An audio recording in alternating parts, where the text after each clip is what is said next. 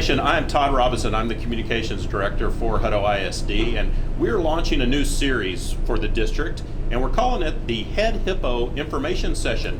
Head Hippo obviously refers to our superintendent, Dr. Selena Estrada Thomas, and we felt there would be no better place to do that than with the big Hippo background here at Hippo Cafe, of course. So we appreciate the folks at Hippo Cafe letting us kind of intrude on their restaurant so we can do this first information session with the head hippo, Dr. Selena Estrada Thomas. Our goal in doing this session, we want to do it monthly or maybe every couple of months, but it's bringing high interest topics to life and keeping you up to date on how we press on in today's challenging times, because we all know they're very challenging in a lot of different ways. So within the school district, obviously, we have many challenging situations that we have to deal with, certainly during COVID over the last year, but we will bring you interesting topics each time we do one of these sessions. Our guest today is Lisa Patterson. She's our Assistant Superintendent of Human Resources, but another thing that Lisa does for us in the school district is she leads our Equity, Racism, and Inclusivity Task Force. We call it ERI. So today we want Dr. Thomas to just talk to Lisa a little bit about what ERI is, why we have it, why we started it, and kind of where we're going with it. So Lisa, welcome. Thank you, Todd. Head Hippo, welcome. This is going to be fun. I think we're going to have a good time doing these every month or every couple of months. And so Lisa gets to be our first guest. So let's talk a little bit about just how ERI started, what was the impetus behind that, and kind of where we're headed with it.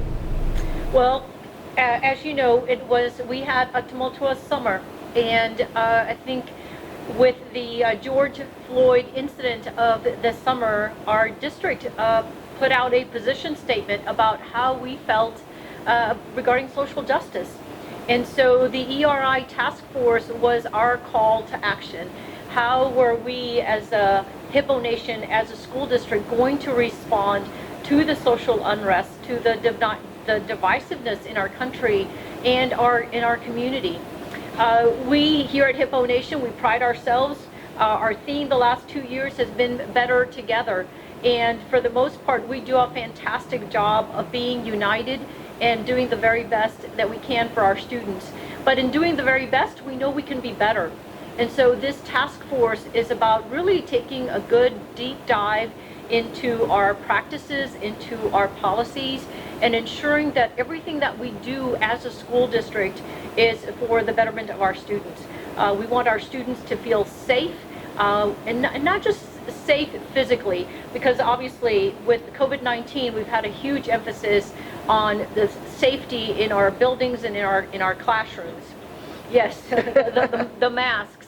But when ERI looks at the social and emotional safety of our students, it's about all students regardless of gender, background, experiences, that they feel safe learning in our schools, and that we are equitable in our resources and what we extend to our students, so that all have an equal opportunity to achieve.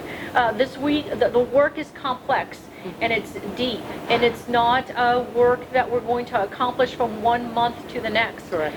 This task force was launched in late August, early September. And one of the things that we told our task force was that we were not going to arrive at a plan of action within a few weeks or even a couple of months, that it was going to take a great deal of time to arrive at our goals and what we wanted to accomplish together.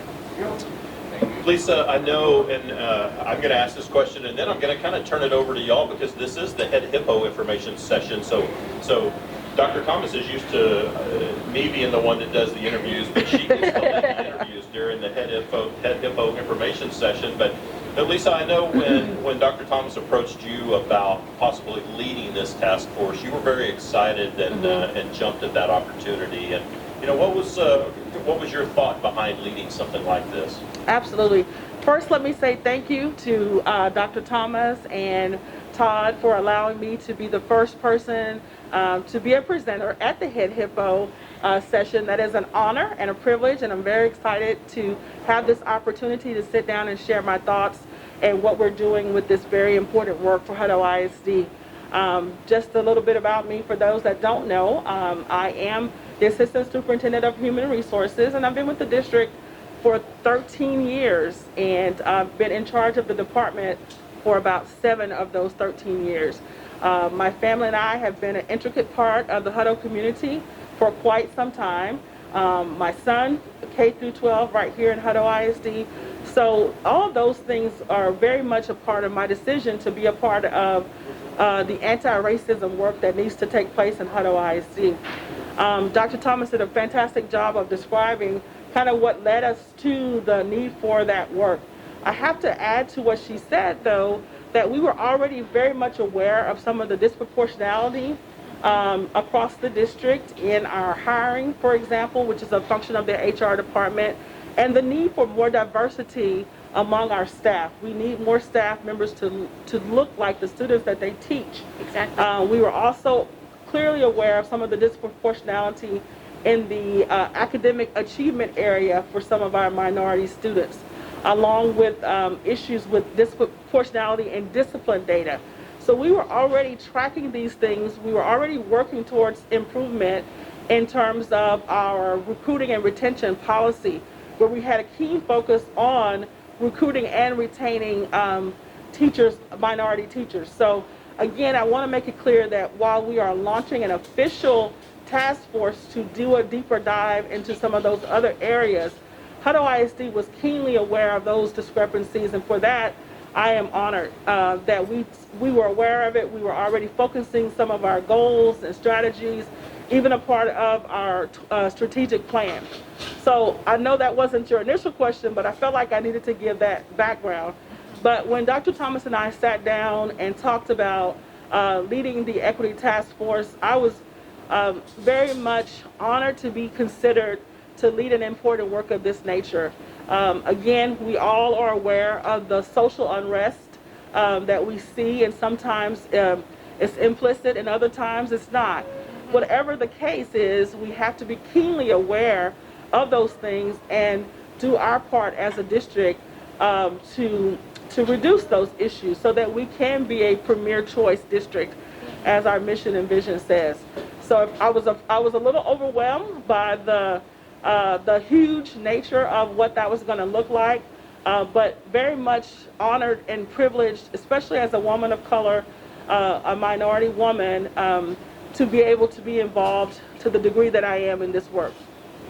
As we embarked on this work, talk to me about what you're most proud of to this point. Obviously, we still have a great deal of work ahead of us, but in the first few months, what would you say is a highlight of the work so far?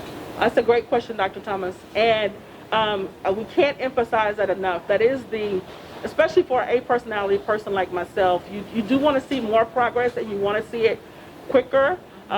This is work that is very much layered, and it does cover a number of years to actually get to some of the outcomes that we're hoping for.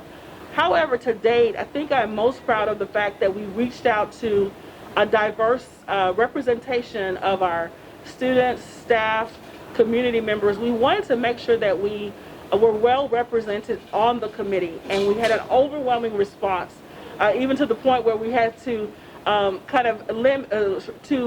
accept any more new members, but kind of put those people on reserve for committee work that's to come. So I'm very much proud of the energy that our task force brings, the passion that they have for this type of work. I don't know if this is a real word, but their stickability, they're committed to this, and they realize that although it's going to be a long-term process, I believe that they are in it for the long haul. So to see people continuing to show up, continuing to invest their time after hours in this, continuing to speak their truth, because we do have a part of our bi-weekly sessions where we do some personal reflections and we talk about our own personal experience with race relations. We do that because we want to, as a committee, broaden our capacity and become more aware of where we all come from. Just like our students, all of the people on the task force, we come to the table from a different place. And that is a part of the diversity that Dr. Thomas talked about. So we're spending time in these initial months connecting and creating that unity within the team as we launch onto some more of those more difficult things. But it is very important for us to have that united voice to some degree, and so that is being accomplished as we learn more about each other, our struggles with race relation, and then we try to take those experiences that we've learned and see them through the eyes and the lenses of our students. So I'm just really proud of the people that are a part of the task force, their commitment, that they really want to do this work for Hutto ISD. And for our listeners, the task force is comprised of not just teachers and administrators. We have students, Yes. we have community members, we have young community members, we have mature community members. It is really a true representation of the Hutto ISD community. We're also extremely proud of the fact that we reached out as we got into this work. Mrs. Patterson and I soon realized that we needed some outside assistance. Again, the work is complex. Mm-hmm. We're really proud of the fact that we're in partnership with Dr. Josh Childs. He's an assistant professor in the College of Education at the University of Texas, and go Horns. And so he has been a wonderful resource for us.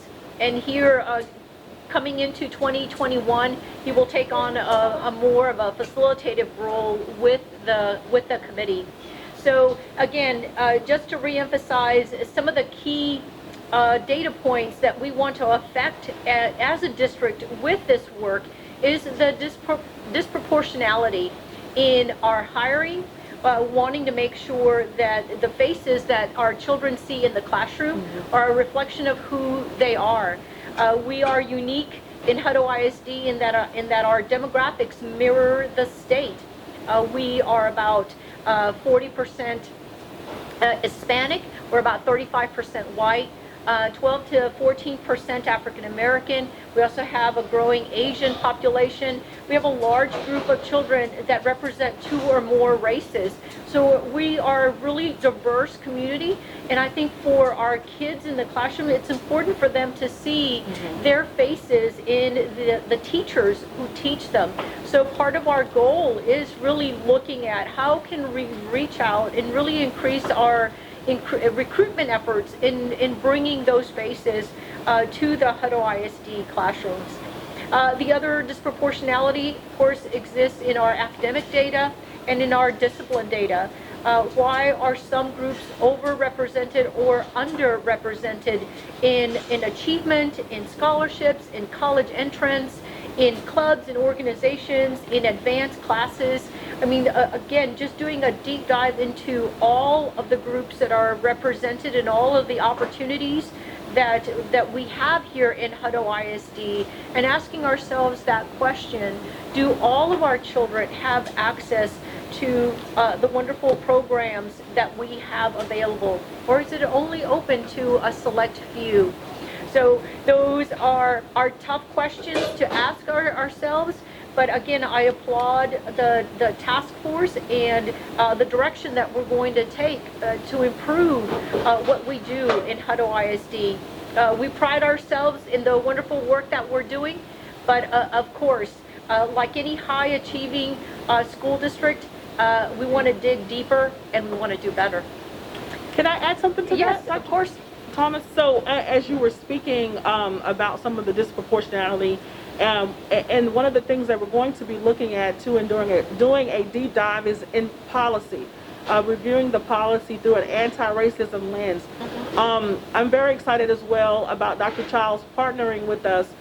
When I spoke with and researched some of the other districts that have been successful in this type of work, there are studies that show you do need to have a subject matter expert on equity, someone that has that background, that experience level, and also because honestly, sometimes we can be, again, not even aware of some of our areas that need improvement. So with him being a part of our task force, I think that will help us to be successful in identifying those areas. as much as I try to ensure that there's equity, because I'm the policy person, there you will find additional areas for improvement when you bring in someone that has that background. And again, that is what some of the larger districts that have been successful with this work. And I also applaud the district in putting resources behind that so that we can do the work very thoroughly. I mean, this work is something that has to be done correctly through and through. So I think that that's a very important part to emphasize. So I just wanted to share a little bit more about the need for the external facilitator and what that looks like, and just the importance of having the unbiased perspective from someone from outside of the district to really hone in to those areas that sometimes we may have a little bit of unknown biases there. Most definitely. But let me ask you a question. So, getting this task force launched, obviously was step one. Oftentimes, the first meeting in a task force like this is the toughest one. Talk a little bit about a lot of the emotions and hard conversations, and probably to some extent some awkwardness that occurs when you're talking about difficult topics like this. If you can kind of go back to that initial maybe first meeting or second meeting, and how do you break down some of those barriers that probably exist to getting people to speak up? That's a great question, Todd, and I have seen that. And again, in building relationships and networking with other people that are working in the same role as myself, leading a task force of this nature, I've heard horror stories. Thankfully, our first meeting was fairly uneventful from that perspective. We spent a lot of time at our first meeting talking about what equity is and what it's not.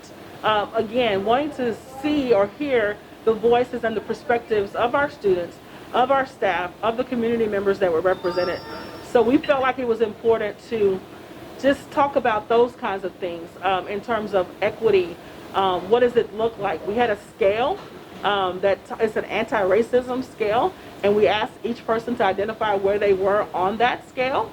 So that was a great exercise. Some of the uncomfort honestly came a little bit later in our processes as we started having the the race relation discussion. However, even in our most difficult times like that, I'll have to commend the team for being respectful, not judgmental. We did establish some norms in that it's a safe place. We're not judging others for their perspective. We were open to hear and open to learn. I do know that from those race relations questions and conversations, there's been some after meetings, members reaching out to each other, spending time with each other, wanting to know more about those experiences on their own time. So I think that speaks volumes to the character of the people that we have on the team, and again, their genuine concern and interest in actually doing the right thing. So I think that's really been our experience. We've been very fortunate and very blessed and again, to alleviate some of those things that you described there. It often starts with just opening that door to a conversation, right? And then the conversation perpetuates the work. Yes. Exactly. And I think that first initial meeting and just having that discussion about what is equality versus equity? Yes. Because we talk about that all the time. Well, all students have equal access to everything. We don't deny access to any student, and that's true.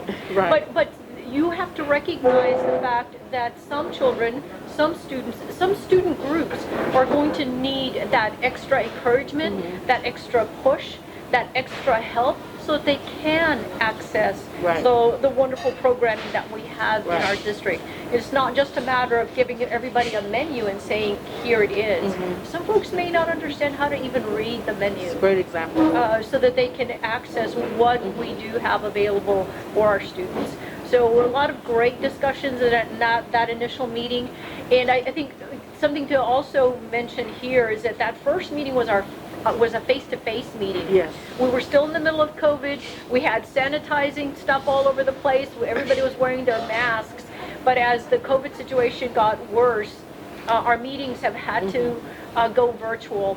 And we realized that while the virtual meetings have been great and convenient, we understand the value of being able to come together, because when you're talking about deep sensitive issues like race relations and what your experience has been versus another person's experience, there's so much that is lost in communication over a video. You need to be in the same room, watching those expressions, watching the body language, so that we as a committee can gel and come together and understand where we come from as we embark on this work. Lisa, what is the what's the timeline, or is there one for a task force like this? I mean, something like this seems like it could go on for a long time, and there's not necessarily a defined end to this. But talk a little bit about just what are, even though you haven't established, written goals yet, in your mind, what are some of your conceptual goals? Absolutely. So I think it's important to emphasize that, as I said earlier, we spent the first couple of months building that capacity amongst each other as a committee. We will be moving forward into the goal implementation. Some task force come together and they are given their goals from the top. And so we wanted to use data. We wanted to hear from, again, from the individuals, from their perspectives, their experiences in Hutto ISD or within Hutto ISD to, again, inform our goals. So we took this time to give these individuals an opportunity to speak with us. We are also currently about to launch an equity diagnostic, which is going to be in a full-fledged review of our surveys, of our policies, and it will also involve surveys to students and staff and parents. So we're very excited about that. In terms of the timeline, typically the very first work that a task force does of this nature, there's a 3-year time frame. There's a 3-year, and typically, which was the most painful thing for me to see, again, because I'm like, this is hard. But you'll see some of your end product or some of those goals being rolled out in year 3. So again, this year we're looking more towards formalizing those goals, looking at that data, ensuring that the data supports the goals. Again, that's another important part of it. And then we'll move forward with our action plan. What action and what steps do we need to take to execute those goals, to get those goals moving? So typically 3 years is your first kind of stages. It is ongoing because you're constantly having to monitor data. You're having to look at the data that Dr. Thomas talked about, looking at policy. So again, it's a constant developing process to which end some districts have now hired equity officers. And again, that just kind of goes to how large and mammoth this type of work is. Dr. Thomas, what is a way that the community can kind of be kept up to date on the work of this task force? Well, first and foremost is being aware that there is a task force. So I hope our listeners stay true to these information sessions that we plan to launch. And I imagine that we'll have Mrs. Patterson and I back in a few months, or maybe by next year, to give a progress report of where we are with a task force. At some point, once we solidify our goals and our direction, we will be talking to you and Cassie about having a website, having a web page on the district website, so that we can, one, inform the community about the task force, who serves on the task force, how to get contact information out for our task force members, and really to start publicizing some of our initial work and where we're going with it. Yes, definitely.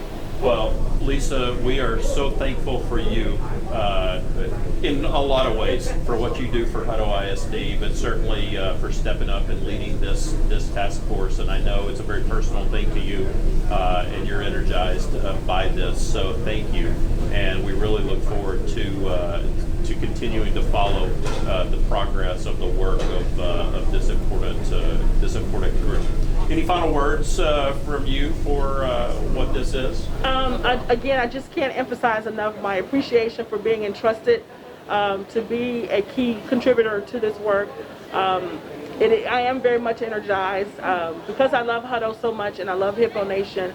I'm just super thrilled to be a part of something that will, propel us to that next level as a premier choice district. So I'm just honored and privileged to be working with the task force.